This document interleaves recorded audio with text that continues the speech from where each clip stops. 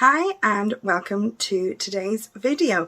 My name is Rita. Welcome to my channel, and today I'm going to be talking about a project. I'm going to do a usage-based project pan or shop my stash for the month of September, and I'm going to talk about some of my other autumn goals. So stick around if you want to hear about some eyeshadow palettes. So I will have some chapters down below, and you can click on if you're only interested in hearing about the eyeshadow palettes, or if you'd like to hear about my general autumn goals or wish list of things I'd like to do in this season. You can check out those different sections of the video that I'll have marked down below. Let's get into it. So this project is essentially just a usage project with a few palettes and not a super high goal or anything, something achievable, but I want to focus on particular palettes in my collection and get some good use out of them in the month of September. So I'm calling this 5x5. I actually tried to do this in January, but then I got appendicitis with different palettes, but I got appendicitis and I couldn't complete it. So I'm hoping this time around it will be successful. I won't get sick and I'll be able to do it. So obviously there are 31 days in September and 5x5 is 25. So that means technically I could not wear makeup 6 days, though actually I could actually not wear makeup more days than that, because I'm going to say it's okay to combine two palettes and still count that as using both of them. So the idea, as you would think, is to use 5 eyeshadow palettes of mine 5 times each. Using just one shade counts, but I want to really use these palettes and get into them. So 2 of the palettes I have chosen are in project pans, and 3 of them I've chosen because I think their color stories really go with this time of year, or they're palettes I don't know as well as I would like to, and I want to get into them and get to know them, or both.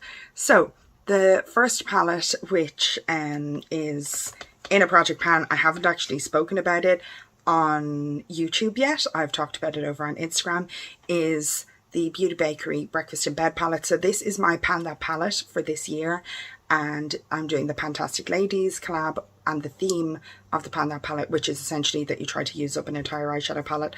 I'm not going to achieve that goal, and it wasn't really my goal to begin with, to be honest. The theme is Size Matters. Apologies, plane going by overhead. So I chose this palette because while it does fit exactly upright in the larger, deeper drawers in this Alex 9 drawer set, which are at the bottom, it only just barely fits. And if it's in any kind of a storage container, like one of these little things, then it doesn't fit, because literally the depth of the plastic container makes it too tall, because it is very large, and it's only £9, so it's very large for £9. So that's why I have it in my Pan That palette. I have Hit Pan on the shade Forehead Kisses. I'm nowhere close on any of the other shades.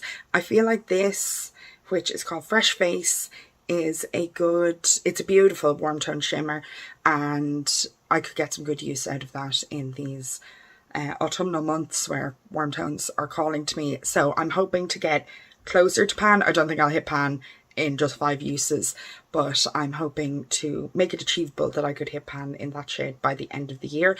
I'm not sure if I'll hit any more pans than that in this palette by the end of the year, but I couldn't go a whole month without using this palette, so it kind of had to be in. But I also wanted an easy neutral palette, and this is definitely my go-to tones, and I'm really enjoying panning it. So that is my first, to get with the goal to get 5 uses in this month of September, which I have with all of them. The next is a bit more colourful, not overwhelming colour. It's the BH Cosmetics Smitten in Switzerland palette. This is the old packaging. Some people have newer packaging than this. And it's a lovely mix of kind of muted colour, or muted, like not kapow vibrant, but like rich colour as well. Really nice colours. And some of them are colours I'm very happy to work with, like these berries and this yellow. Some of them are colours I'm less into, like blues and greens. I hate black. I have no need of a black in my life. These neutrals are lovely. They're actually more cool tone neutrals, which don't scream autumn time to me, but I really love cool tone neutrals, so I think this is great. I'm not sure if I will try to use every shade in this project. I probably will, because in 5 uses I could do that, but I'll see how it goes and how I feel. I obviously have to go to work a lot and things, and it's not that I couldn't wear a blue or a green eyeshadow to work. I can, and I have, but they're colours I'm not used to, so I find that if I'm in a rush getting ready, it's a problem to start experimenting with colours I'm not used to, with eyeshadows I'm not used to, and that are a little bit out of my comfort zone, because if I don't like it, I don't really have time to do anything about it. I have to go to work. So work days are more, it's easier to go with colours I'm more familiar with, which would be the neutrals and the berries. And then maybe, you know, when I'm off work, the greens and the blues, I might try those out. But I'm really looking forward to this, because I love this palette, but generally I really do go for the berries and the neutrals. And I don't push it, which I'd like to. And the yellow, I think, could be part of something really fun and autumnal. The next is also in a project pan. This is the Viseart Paris edit. Now, not necessarily the most obvious autumnal colour story, but I have a goal in my pan of green Gables project pan to hit pan on one of these shades. Now, they're only tiny, so it's totally achievable. This shade here is what I'm trying to hit pan on, and it's the inner corner I have on today. You can see it's actually quite warm toned. So essentially I want to use this as an inner corner highlight anytime I do a warm toned look in the month of September. So maybe use it way more than 5 times. But also some of these berries and even these neutrals, these neutral shimmers are quite warm. You have very cool toned lighter mattes as well. So interesting. Not all screaming autumn, but some of them very autumnal. So like I might not use this light pink much, but I think the berries, the warmer shimmers, and then that warm inner corner highlight, I'll definitely get at least my 5 uses and hopefully hit pan, because that project is coming to an end in the next couple of months. So I really need to get a move on with that. Next up is a palette that I've actually barely used. This is the Glam Shop Poland chocolate cherry collection palette. It's in Polish, but if you look on their website you can see, sorry, it has terrible I think I'm perhaps dropped it because there's shimmer all over the place. So I don't have, this has no mirror, I can hold it the right way up.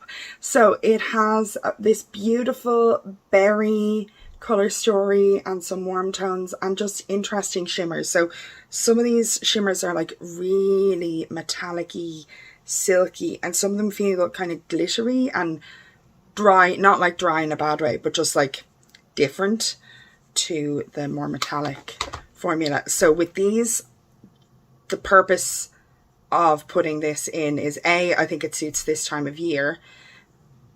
So you can see, like, that's one of the ones that feels drier, and I think it's much more like kind of a top coaty thing. This is at intense metallic, and you've just got a few different formulae in here. So I want to get to know those while it's the time of year that these colours scream to me. Obviously the look I'm wearing today, which is not this palette, the palettes I am wearing today, because it's still August, in anticipation of September and not having as much time to use palettes that won't be in this project, I'm using the Profusion Siennas and the Pat McGrath Ecstasy Sublime palette. This one here, I have this shimmer, which, it's funny, it shows up so red on camera, but to me it really looks gold. So I thought on the eye it might be more flippy, but it's essentially red with a bit of a shine. Anyway, I thought that was fun and a good autumn look to get into this video, even though it's not the palettes I am talking about. And then finally, for drop the Viseart palette, it'll be fine, it's already broken, which is why it is in on that pan of Green Gables project, because it was a prompt of something broken. So in terms of autumn colour stories, obviously I've talked about the berries, I've talked about different colours. Warm neutrals really scream autumn time to me, the fall, whatever. So I've got this LA Girl Break Free BU palette, and you can see the butterflies flapping there. And this is just a beautiful warm neutral palette with these really like intense shimmery bronzes, golds, and really a gorgeous formula with very high shine. Now they do take a little bit of work. You could definitely go for glitter glue with this formula. You also get beautiful mattes, lots of variety of browns, and then that bright yellow, which I really appreciate for an autumn palette, because I think that going from a yellow to a deeper brown or even a red makes it much more autumnal than just going from a lighter brown to a deeper brown, gradient or whatever way you're doing your eye look, because it's just more clearly like autumn leaf inspired, rather than just like warm neutrals, maybe more subtle warm neutrals that wouldn't scream any particular time of the year to you. So I am aiming to use those 5 palettes 5 times each in the month of September. Not an outrageous goal. I'm allowed to combine the palettes if I want. I'm allowed to use other palettes in combination with them. I would love to use every shade. I'm not sure if I will have the desire to use the blue, for example, in the Smitten in Switzerland, but also I'm not sure if I could be trusted to track that for the entire month, how often or like whether or not I've used each shade. So I am not setting that as a clear goal now, but I will update on this, certainly on Instagram, but I think I'll probably do a video as well, and I might do like a shop my stash more open kind of format next month and talk about that then. I also want to talk about a couple of other things, like general personal goals for the month of, or the autumn season, but also makeup wise. I want to use my makeup that I think suits this season, because I used some of my summer makeup, or makeup that seems very summery to me, over the summer, but I actually forgot to use some of it. It didn't occur to me to use some of it, and now I'm kind of trying to squeeze in a few things in the last few days of August. So for example, today I'm wearing this lovely Laura Geller blush. This is Cherry Truffle, her baked blush in Brighten in Cherry Truffle, and it's that lovely plummy tone. I've got a few plum blushes. I've got the Colourpop Super Shock Cheek, one of the ones from the Brute Flute collection. That is just so nice. I've got one from Honest Beauty that is lovely as well, and they just don't scream to me other times of the year. They really, I think, suit the cooler months, and autumn in particular. So I really want to use those a good bit, and obviously if I'm doing more dramatic looks with some of these palettes, they could go with that, or anything warm toned really. So I'm looking forward to that. And then also using some colour on my lips. I love lipstick.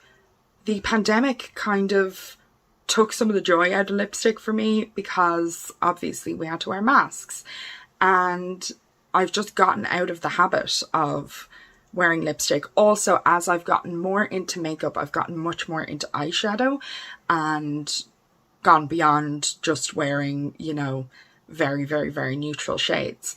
And very, very neutral shades kind of go with everything. I love red lipstick. I love a bit of colour. The lipstick I'm wearing today is this Matte Pro Ink from Catrice in the shade 030. This is Attitude. And then I topped it with an Essence gloss. So I love red lipstick. I love deep coloured lipsticks.